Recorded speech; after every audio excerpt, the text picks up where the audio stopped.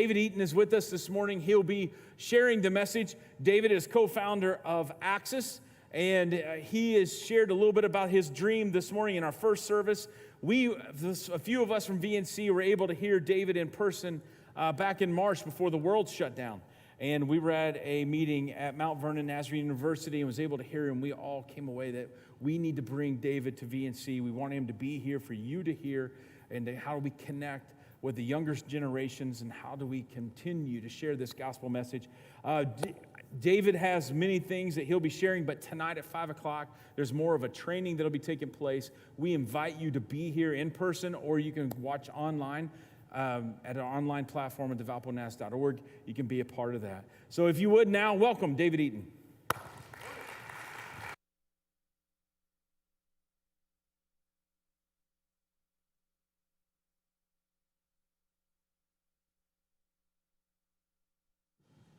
Do it. There we go. Hi. We're going to talk about you right there sitting next to your mom, probably. We're talking about how awesome you are and how much everyone at this church loves you and you.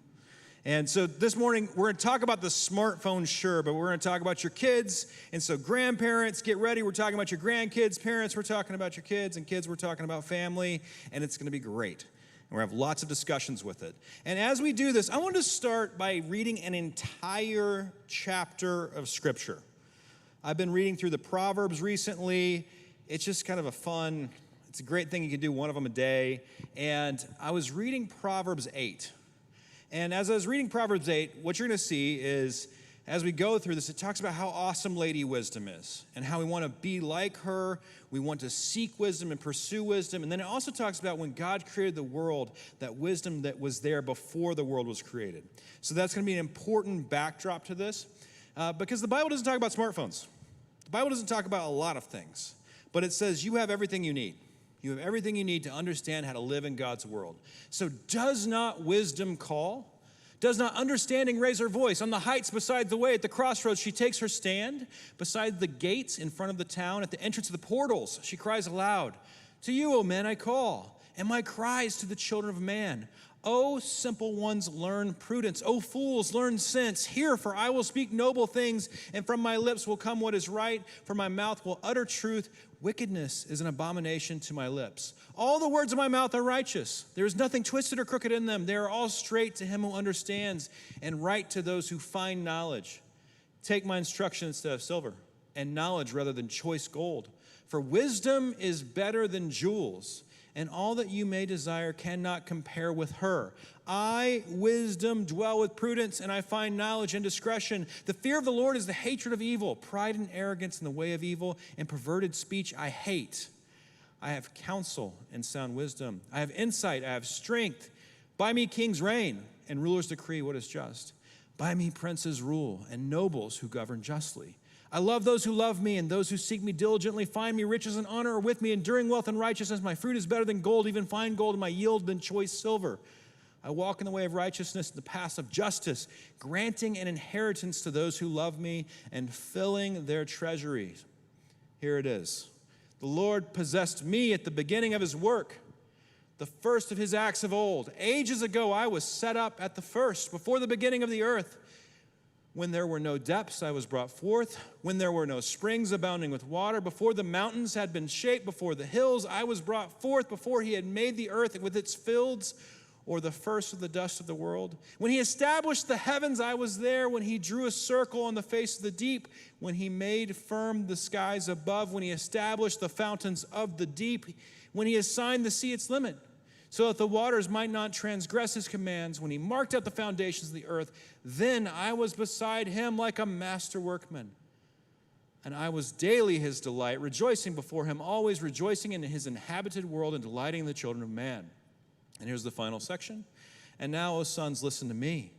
Blessed are those who keep my ways. Hear instruction and be wise and do not neglect it. Blessed is the one who listens to me, watching daily at my gates, waiting beside my doors. For whoever finds me finds life and obtains favor from the Lord. But he who fails to find me injures himself. All who hate me love death. Okay, I just read a lot of scripture. Entire Proverbs 8, talking about the power of wisdom, how we should pursue wisdom over jewels, and how wisdom was there before the creation of the world, helping God weave the world together. And as we bring this idea of wisdom forward, I want you to hold that in your mind this entire sermon and think about how can we have wisdom as families, and how can we have wisdom specifically with the smartphone. So this is an article from The Atlantic. It's kind of scary sounding. Have smartphones destroyed a generation?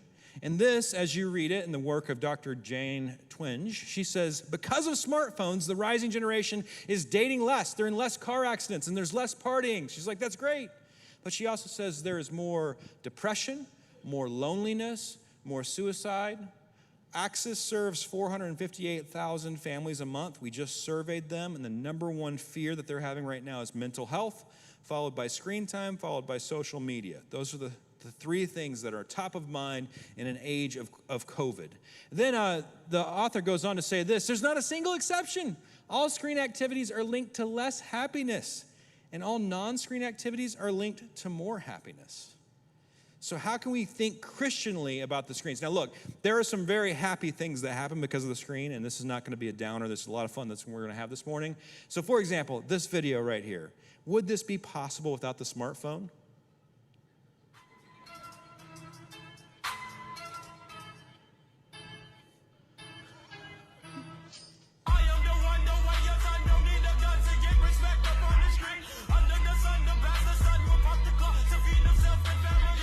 No, the answer is no. We cannot have great videos like that if it wasn't for the smartphone. Okay, at Axis, we live at the intersection of parents, teens, and Jesus. We started the year that the smartphone was born, so I just remember that time when Steve Jobs held the baby iPhone in front of everyone in 2007. And it's like, look at this next big thing that I've made. And little did we know how far it would take us. Also, when I was starting Axis with my buddy Jeremiah, this is a core story for me. So I'm actually not in one of the circles, but I'm down here, so I'll put the spotlight on it. And this is me on a mission trip. This is when I stopped renting my faith from my parents in high school, and I put a down payment on it. I said, I want to be a Christian. Here are three of my buddies, Chris, Andrew, and Josh. All three of them are preaching the gospel in the street corner. All of them have what in their hands? They have a Bible in their hands. And so they're preaching the gospel here. Now they're doing crazy great things around the world, except for one profound change. All three of these guys are now atheists.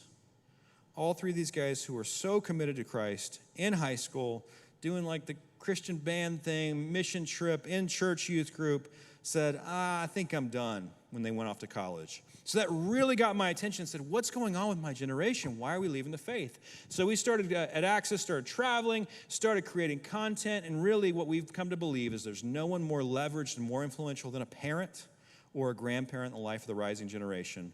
And that the next generation needs the older generation's wisdom, but we need their wonder, we need their creativity. So we started making resources that hit these different areas. And I didn't mention this in the early service, but we're doing something right now called the Parenting Pivot Challenge. We have over 8,000 parents on it right now. We're bringing 20 of the best thinkers that we know to help address some of the issues of being quarantined, stuck at home, on online school. And then we also have a resource that's awesome. It's free. It's called the Culture Translator. Sean, are you in the Culture Translator? Comes out every Friday and just says, here's 3 things that are going on in your kid's world this week. Talk about it. Have a non-anxious conversation and get to know each other better in these different areas.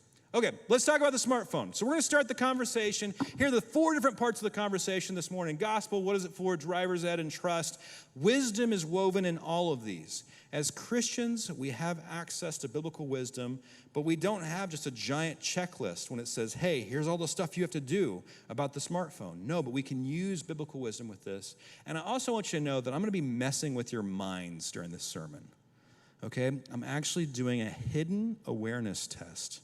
So I'm trying to sneak something past you. I want to see if you can figure out what I'm doing. I'll ask you at the end, but there's something unique. There's something different about this. So pay attention to it. Okay, let's start off with parents. Parents are awesome.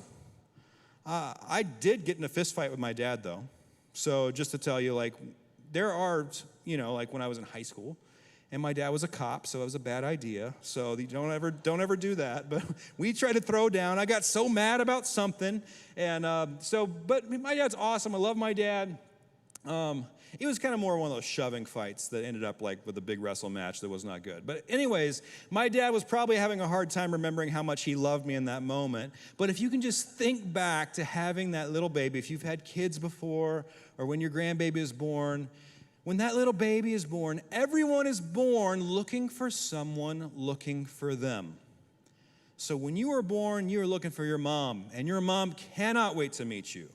She has been in travail. She's ready to meet this little baby. She's ready to hold this little baby. Everyone is born looking for someone looking for them. This is my youngest little baby right now. Isn't he sweet? Look at all the sparkles in his eyes. Sweet little baby Vale. Now, whenever a child is born, I just get overwhelmed with this irrational feelings of like, this is just so strange, this is so interesting, and I love this little thing. I love this little baby. So to me, it feels like falling in love. It's the same kind of feels like falling in love sensation. And for all the parents out there, can I get an amen? Having a child also feels like falling in debt. It's expensive, but you're worth it. How expensive is it? According to the United States Department of Agriculture, it costs $250,000 from the ages of 0 to 17 to raise a kid. Huge commitment, huge financial commitment. But again, you're so worth it. Spend your parents' money, okay? Enjoy it. They enjoy spending it on you. And so it's expensive, and then part of that just becomes this like $50 line item for this extra phone line in your house. And this phone that one dad said to me, he says, I spend $3,000 a year on all of our family's phones only to get in a yelling match once a week with my kids. Yikes, that's a lot of money to spend just for that kind of adversarial relationship. Okay, so here's my first question. I want you to turn to the people that you're sitting with, and I'm going to play a little bit of music in the background. I'm going to give you a timer, and answer this. Does your family fight about smartphones, screens, or video games? 3, 2, 1, go. Talk, talk, talk, talk, talk, talk.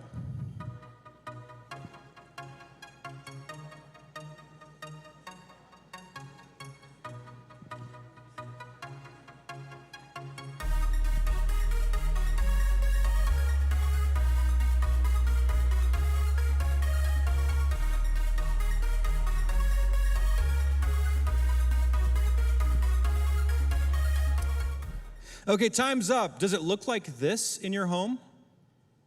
Well, did you have fun? Did you just do nothing really? Did you even hear anything I just said? I'm so sick of it. This is what I'm talking about. You and this freaking phone all the time. Give me it. Do it. Give me it now. No, that's it. I had enough. What are you doing? I had enough. I told you. Oh my God. What are you doing? Give me one reason why I shouldn't post in the book. I have to text people back. Why? Because I have to. No, that's it. No. Oh my God. Stop filming. I hate you! What? Dan, I'm calling you for like 10 minutes. What are you doing? Like this? PS3 again? Hey, you burned up all the data on the phone. I didn't. Yeah, you did. And probably me. No, I didn't do I can track all the phones, and well, you did it. Oh, I did it. Yeah, 85% of all the data was just you. Give me the phone. No. Yes, give me the phone. No. I told you burned it up again. You burned it up last month, and we barely went over. This time we're over. We got 10 days left to go. Give me the phone. I did not burn it up. Give me the No. phone. I did not burn it. Yeah, you did. I did. Give me the phone. I didn't burn it up. Yeah, you did.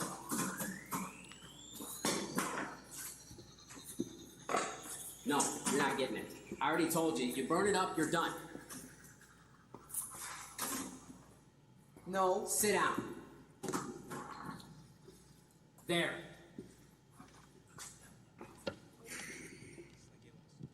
Oh man, so much intensity. There's entire compilations on YouTube of parents just smashing their kid's phone. So it's cheaper than therapy, but it's also unhealthy, right? So here it is. This phone probably cost $500, $800, $1,000, and the dad's just had it because one, he's in the man cave, like he is living his teenage dream, right? All these pinball machines around them, the TV down there, the pool table, and yet his kid is on his phone. So again, there's a lot of pressure surrounding this.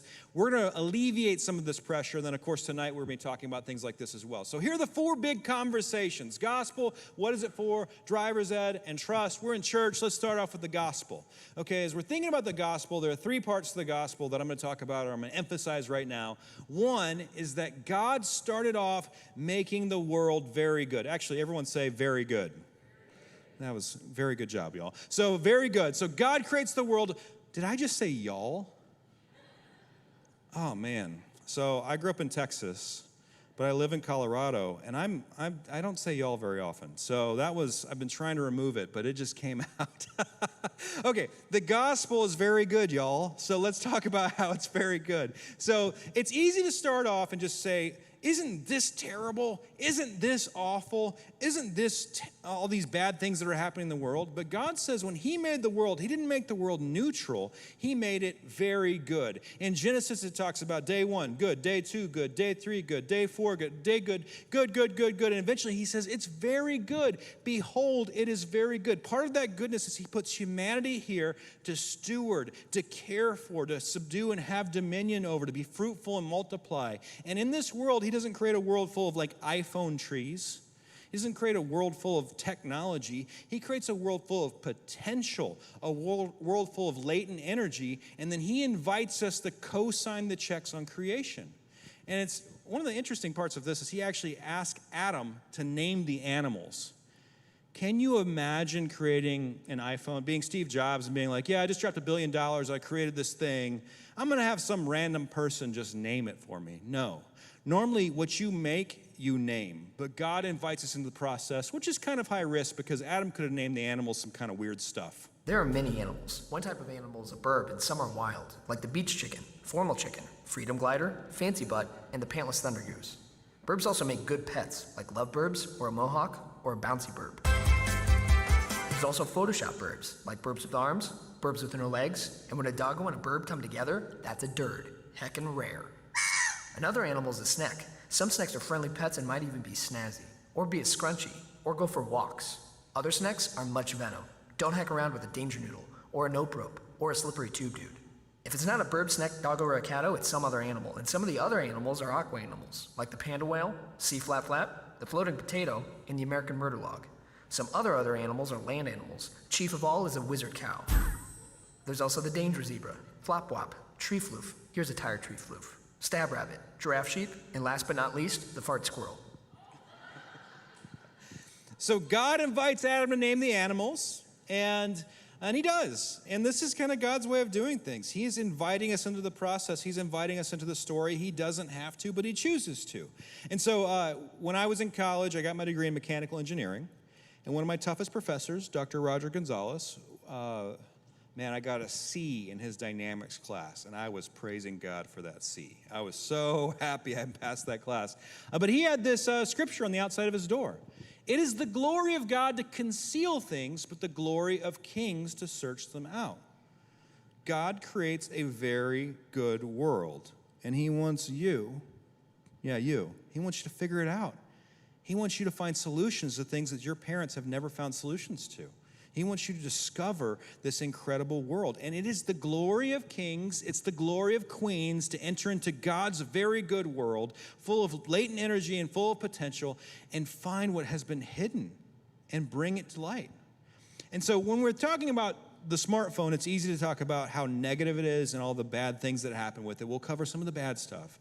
But it's good to start off celebrating why it's awesome. And in order to celebrate why the smartphone is awesome, let's actually celebrate something much more simple, like the pencil. Look at this lead pencil. There's not a single person in the world who could make this pencil. Remarkable statement? Not at all. The wood from which it's made, for all I know, comes from a tree that was cut down in the state of Washington. To cut down that tree, it took a saw. To make the saw, it took steel. To make the steel, it took iron ore. This black center, we call it lead, but it's really graphite, compressed graphite. I'm not sure where it comes from, but I think it comes from some mines in South America. This red top up here, the eraser, bit of rubber. probably comes from Malaya, where the rubber tree isn't even native. It was imported from South America by some businessmen with the help of the British government. This brass ferrule, I haven't the slightest idea where it came from, or the yellow paint, or the paint that made the black lines, or the glue that holds it together. Literally thousands of people cooperated to make this pencil. People who don't speak the same language, who practice different religions, who might hate one another if they ever met. When you go down to the store and buy this pencil, you are in effect trading a few minutes of your time for a few seconds of the time of all those thousands of people. So a wonderful economics 101, but the point is that no one can make a pencil.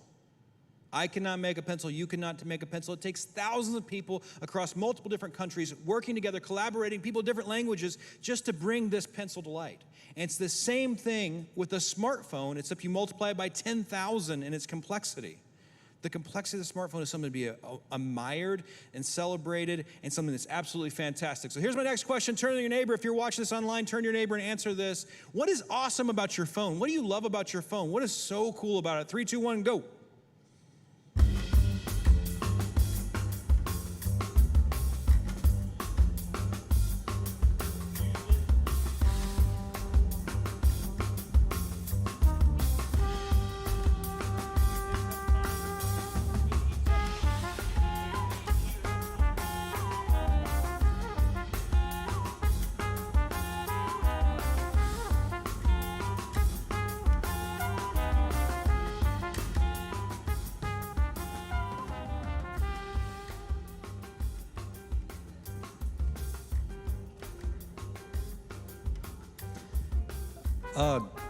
Let me show you what's awesome about my remote control. I can control the volume just by moving my hand up and down. And then it also has this, like, I just got this yesterday. It's got this, like, neat, like, where I can spotlight things. Isn't that nifty? Okay, so what's awesome about your phone? I wish I could be, like, up in your face and, like, listening to you, but we have this thing called COVID, and I have to, like, stay, like, really far away.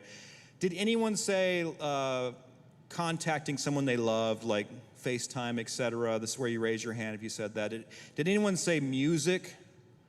I mean, I love listening to music on my phone. It's amazing. Anybody say maps or navigation, getting around instead of being lost? Oh, man, so there's so many things that are just awesome about this pocket rectangle. And so as we think about the gospel and the world that God made, we don't start off saying it's neutral. We don't start off saying, oh, well, there's just a lot of bad stuff in the world. We start off by celebrating and saying, God created this world that's very good, and he based it off of wisdom. Lady wisdom. There's a wisdom to the world. But then something awful happened. The world becomes cursed. The world becomes broken because of human disobedience. And this brings me to my next question about your phone. What do you hate about your phone? Or is there anything you don't like about how it makes you feel? Talk to your neighbor.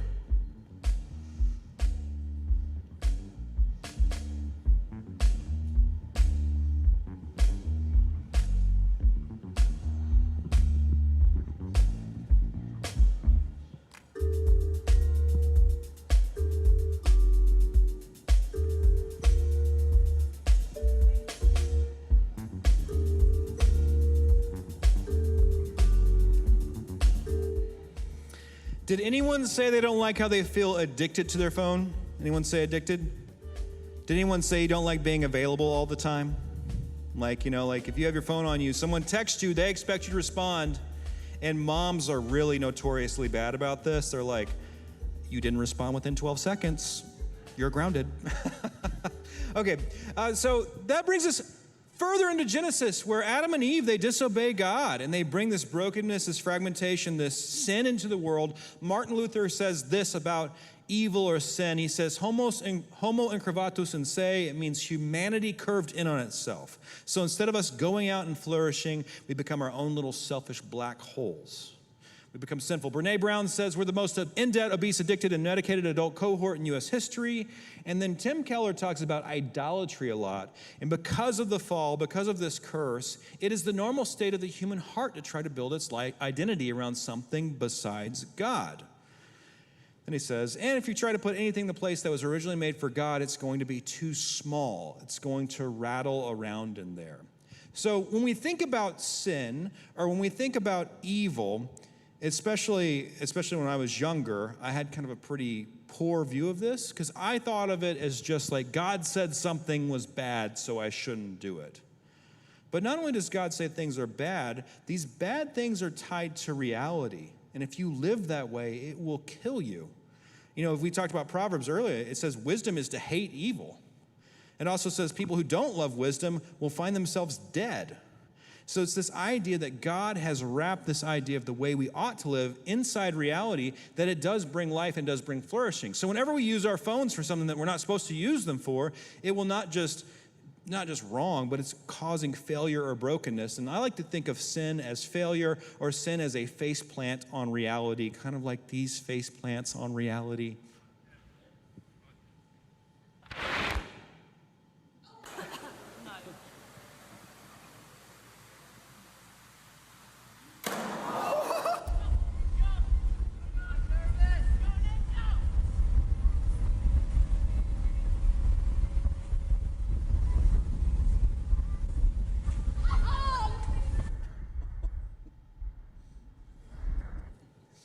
So whenever we say we love our phones because they keep us connected, and then you go out to dinner with your family and dad pulls out his phone and starts looking at email, and mom's on Pinterest, and the son's playing Fortnite, and the daughter's on TikTok, that's kind of like, oh, we said it's to make us connected, but we can't even have a normal dinner together. That would be a faceplant of reality. And by the way, this is like the ultimate faceplant video right here.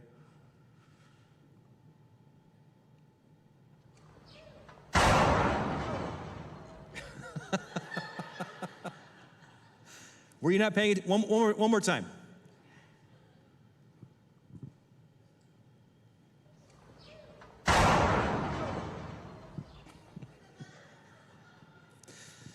Okay, the gospel, God makes the world awesome. He puts us inside of it to take care of it. He wants relationship with us. He actually rests on the seventh day, which means like he's making this world his home. And then we disobey, and the world becomes cursed, it becomes messed up, it becomes upside down. And then we have this whole section about Israel that goes on pretty long in the Bible, and then out of Israel comes Jesus, and where Israel fails, Jesus succeeds. And I put words here because God is all about, through Jesus, reconciling, giving us the ministry of reconciliation. So that means right relationships, restoring, redeeming. And so it's the idea that our relationships with God is broken, each other is broken, ourselves is broken, the world, our kids are broken, and then because of Jesus, we're able to reconcile and have right relationships with God, each other, ourselves, the creation, our family.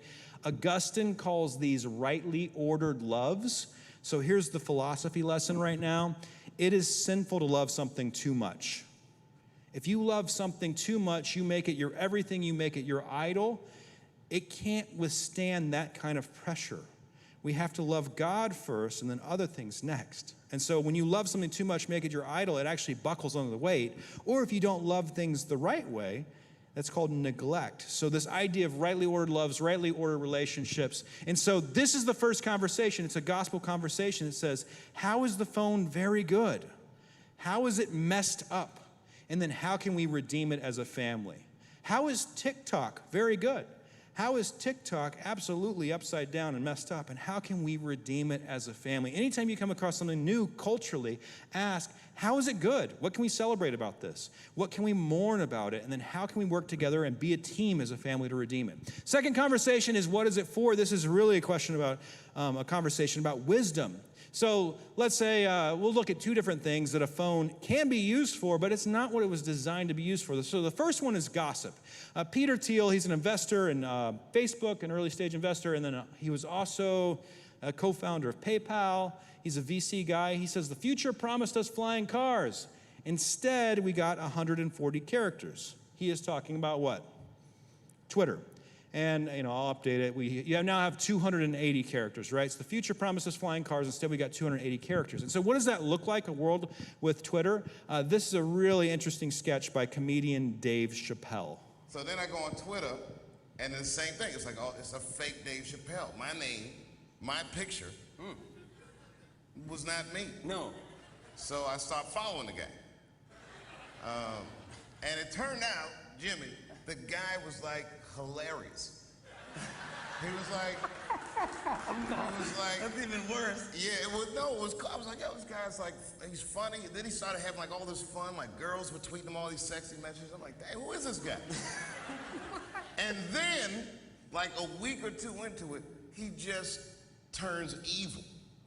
And he starts like tweeting all this stuff to comedians I work with, and starts like a whole Twitter beef with this guy, Cat Williams. You know Cat? Absolutely, Cat Williams. Yeah. Yeah. So fake Dave Chappelle starts to fight with Cat Williams. Yeah. The real Cat Williams? Right, well, that's the problem, that Cat Williams starts saying things to this fake Dave Chappelle that's hurting the real Dave Chappelle's feelings. Wow. So, This is fantastic. yeah, so then like maybe like a couple weeks ago, I go to this, they have like this Def Jam comedy night thing on Sunset. Bob Sumner hosts this thing. So I go to the comedy show and I see Kevin Hart there. I'm like, what's up, Kevin? And he's like, yo, man, Cat's here. Like I was in trouble or something. Like, what? So I said, well, where's he at? So then I go over to Cat and I'm like, yo, Cat, man, you know, I gotta talk to you. I don't have a Twitter page. And he's like, so what, Dave Chappelle? He's like, what are you trying to say? And I'm like, I'm trying to say I don't have a Twitter page. He goes, so that's not unusual. I don't have a Twitter page either.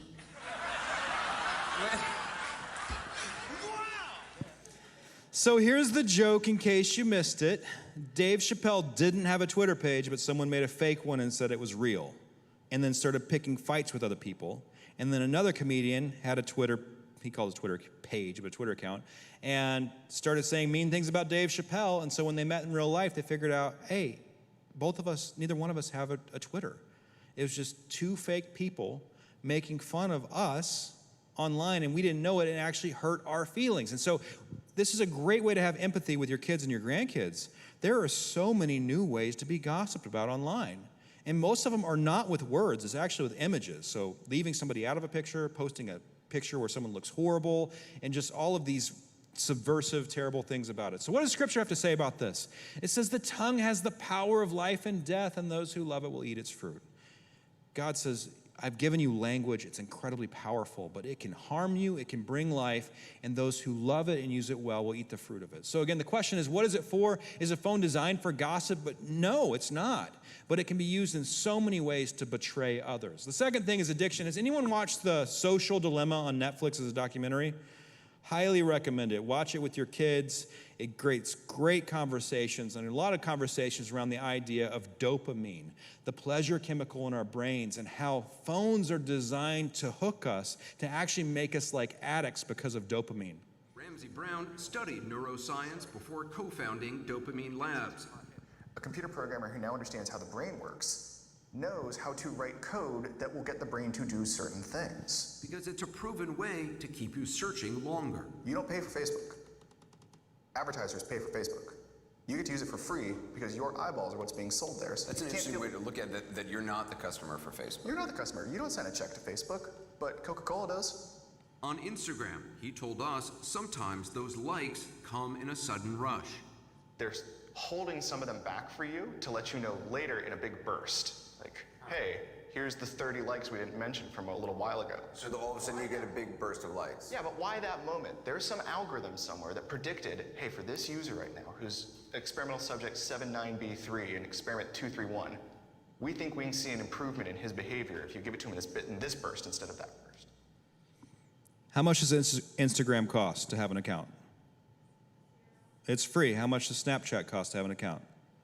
0. Gmail, 0. Facebook, 0. TikTok, 0. Why are Twitter, 0? Why are they billion-dollar companies? They're billion-dollar companies because we are the product being sold. We're not the customer. The customer is the advertiser. And so just having that switch of perspective can be incredibly powerful because it shows that there's a conflict of interest. Even if they say they want what's best for us, there's still a conflict of interest because they want our eyeballs. It's an attention economy. This is a study that was done. It says 65% of teens wish they had a greater ability to self-limit the amount of time they spend on their phone. Okay? Go down here and it uses the word compulsive. 32% of teens want to stop using their phone, but find themselves unable to do so every day. And I know this is picking on teens, but I know this is true for me, and this is true for anyone when you wake up in the morning and the first thing you touch is your phone. If the first thing that you touch when you wake up in the morning is your pocket rectangle, it shows that you have a commitment. It has become the device that we have to have and we have to use. So, gospel is the first conversation. How is something very good? How is it messed up? And how can we redeem it as a family?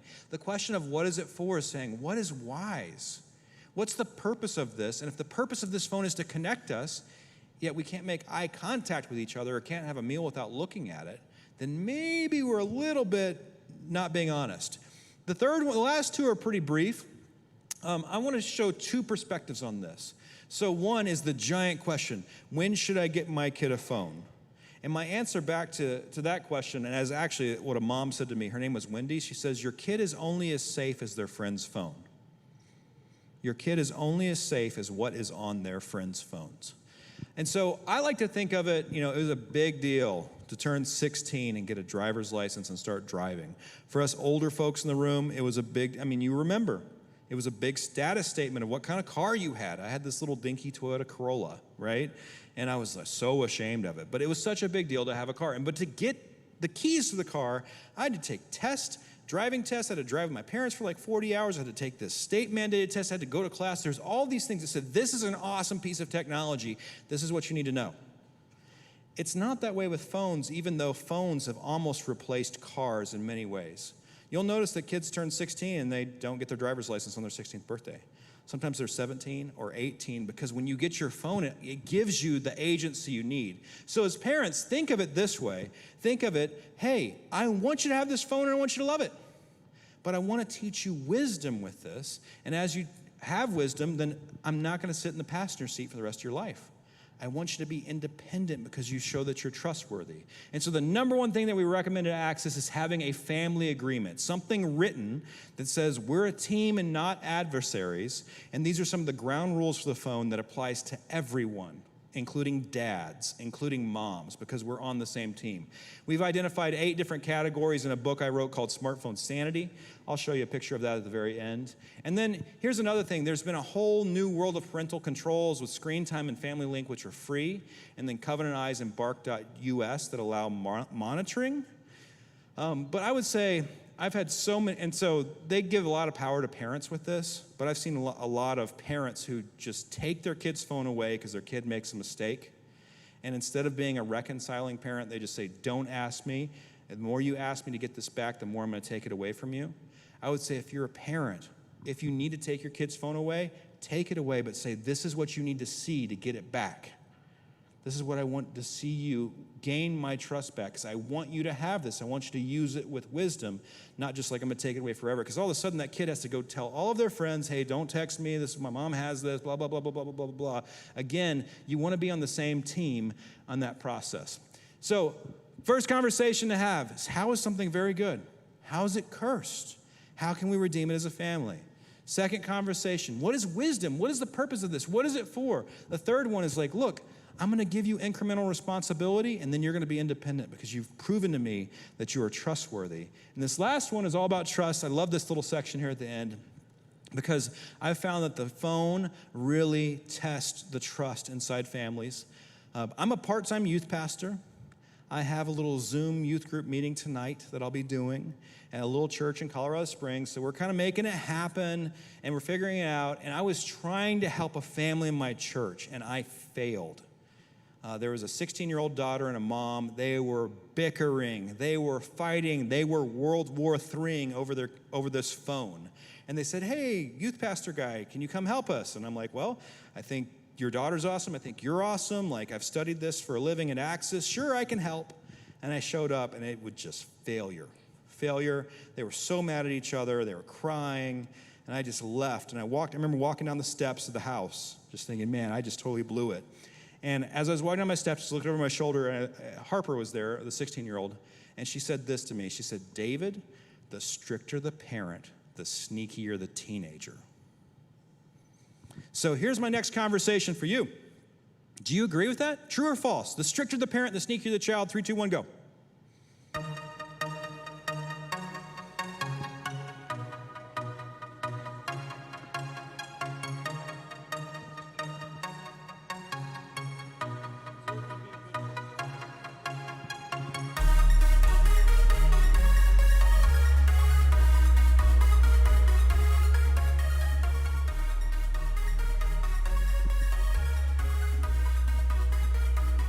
Okay, raise your hand if you said true. Raise your hand if you said true. Those of you watching online, raise your hand right now. I want to see those hands, okay? Raise your hand. Put your hand on the TV. Raise your hand if you said no. Anyone say no? Okay, any brave soul? No brave soul. All right, oh, there's one. There's one. Yeah, so when she said this to me, I was like, one, I love working with high school students. You're so smart. You're so awesome. You're so clever. I love it. And then I had no answer. And so I just started asking people. Oh, and by the way, the moral of this story, of the failure story, is that Harper ended up getting 2 iPhones, one for her mom's house and one for her dad's house. So she sufficiently triangulated her divorced parents, and she had these 2 phones, and then just made her parents hate each other even more and try to control each other. It was terrible. Love Harper, but that was just like a rough situation. Okay, so I started asking people, I started saying, how would you answer this? Because it seems very true on face value, but it assumes something.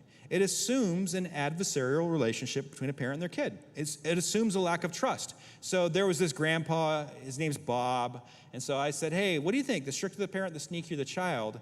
And he answered me back with another question. He said, David, you have to ask yourself this. Are you raising a sin concealer, or are you raising a sin confessor? Isn't that good? Are you raising a sin concealer, or are you raising a sin confessor? And it's really asking that question of very good, cursed, and redeemed. Is your family a reconciling family? Is your family a family that wants to be restored? Is your family that wants to be on the same team, having God's wisdom guide you, or is it just an adversarial relationship? And another way of thinking of it is the final question I have for you. The final discussion prompt is right here. And kids, you don't have to answer this, but maybe you could later. But parents and grandparents, I want you to talk to each other about your parents. Could you tell your parents anything? Could you tell your parents anything? 3, 2, 1, chat for 30 seconds.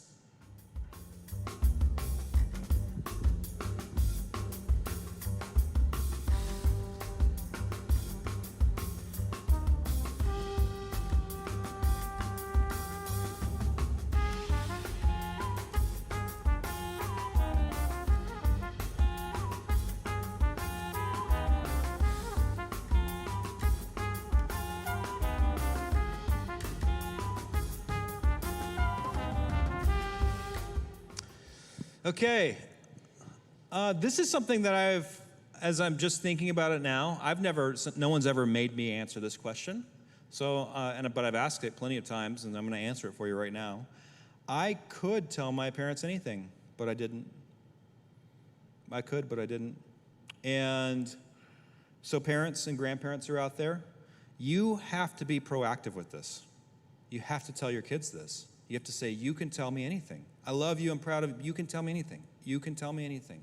I want you to tell me anything. I want you to come to me first. I want to be here for you. I want you to know that I'm here for you. I want you to know that I'll be fair. I mean, I'm still not a pushover. I have some spine. I want what's best for you. So I'm gonna try to create great boundaries for you, but you can tell me anything. And then when your kids actually say, oh man, I'm gonna try it. I'm going to tell my parents something that's causing me deep shame and guilt, and I'm afraid.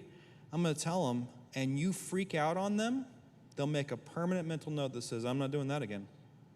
So that's why as parents, you have to practice your I'm not shocked face, okay?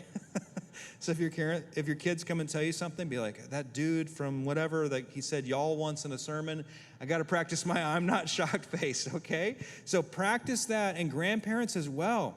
There's going to be a position where your kid and your grandkid are just at war with each other, and Grandpa Bob is going to slip in and say, let's go get a milkshake. Let's go get a Frappuccino. Let's go for a walk. Let me go buy you something. Let's spend some time together. Let's have some dinner together. And all of a sudden, Grandma and Grandpa, you have incredible, incredible opportunity for influence there. So again, and the only way this works is if you are proactive as parents, and then your kid might take a risk once or twice. And remember, you are a reconciler. You're a redeemer. You've been restored by God. You want restoration in your family, and you have what it takes. So here are the 4 big conversations. How is something very good? How is it messed up, and how can we redeem it as a family? What is it for is the question of wisdom. Remember, the Bible doesn't talk about smartphones. It also doesn't talk about pencils like that Economist video, right? It talks about a very good world that God created that's very broken, and God gives us the wisdom that we need to traverse it. Driver's ed just means, hey, we're going to start off with very limited responsibility, but at some point, you're going to be independent. I'm here for you. You're going to be independent because you've proven that you're trustworthy. And finally is this idea of like, you can tell me anything. We are sin confessors in this family. We're all about being reconciled to each other and to God. So I promised you I'd start the conversation. Those are the big ideas, but I have one final story for you and why you have to start these conversations. There was a young lady who said to me, she said, David, I've only had one real conversation with my dad. And when she said that, I was like, oh, that's terrible. How can you only have one real conversation with your dad? You're having 10,000 conversations a week on your smartphone. There's going to be so much that's lost in translation. But, I've had dads say to me, they said, David, I always feel 3 apps behind my kids. I'm tired of losing. And so there's just that chasm between the generations. And to make matters worse, her dad is on the Access board. Her dad is a Christian university president for 20 years. Her dad is a professional Christian. He gets paid to be a Christian, right? Like me, like your pastor, like Sean. So only one real conversation, like, no, this is terrible. But then his daughter, she smiled after she said that. I'm like, why is she smiling? And she said it again. She says, I've only had one real conversation with my dad, and we've never stopped having that one conversation. You're going to have one conversation with your kids the last 60 years, and there's nothing that's going to stand in the way of you. Mama, you hear that? You're going to fight for your boys. You are. She's your chief advocate. Grandma, Grandpa, there's going to be times where you may not get a 60-year conversation with your grandkids, but you get a 30-year conversation. And you're going to have that one conversation that lasts a lifetime. And this church is going to play a part of it, and some youth pastor is going to play a part of it, and some Access resource is going to play a part of it. Some great teacher is going to play a part of it, but there's nothing like a mom or a dad fighting for the heart of their kid. So have that one conversation. You can clap, yeah. And kids, your parents love you. They make a lot of mistakes, but they love you so much. They love you more than they can ever understand. It's primal. It's God-given. Give them a chance when they mess up too. Because I know as a dad, I mess up all the time. And never stop that one conversation. Okay, so I was messing with your brains. I said I was going to do an awareness test. We're almost done, ladies and gentlemen. We're almost done. The awareness test, does anybody know the weird thing that I did in this presentation? You have to say it louder. I heard something. Yeah, it was all black and white. It was all black and white. So I did the entire presentation in black and white for a reason, to say, iPhones are awesome, phones are awesome, but there's a certain level of color and a certain level of depth that you can never get to through a phone, where everything's mediated through a phone. Being in life brings color to the picture. Speaking of color, here's some color. This is my daughter Shiloh, right before her first day of 2nd grade. Sweet little girl. I want to have one conversation with her that lasts a lifetime. Thank you. Thank you. We'll be here again tonight talking about this. Just remember, parents, there's no one like you in life for your kids, even if you feel behind or frustrated. And kids, your parents are in your corner. And this church is here to support all of it. Come on up, Sean.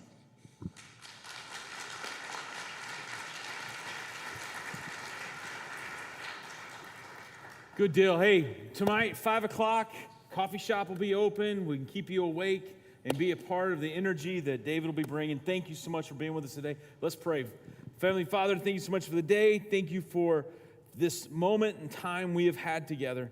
Thank you so much for the message of hope and restoration and reconciliation.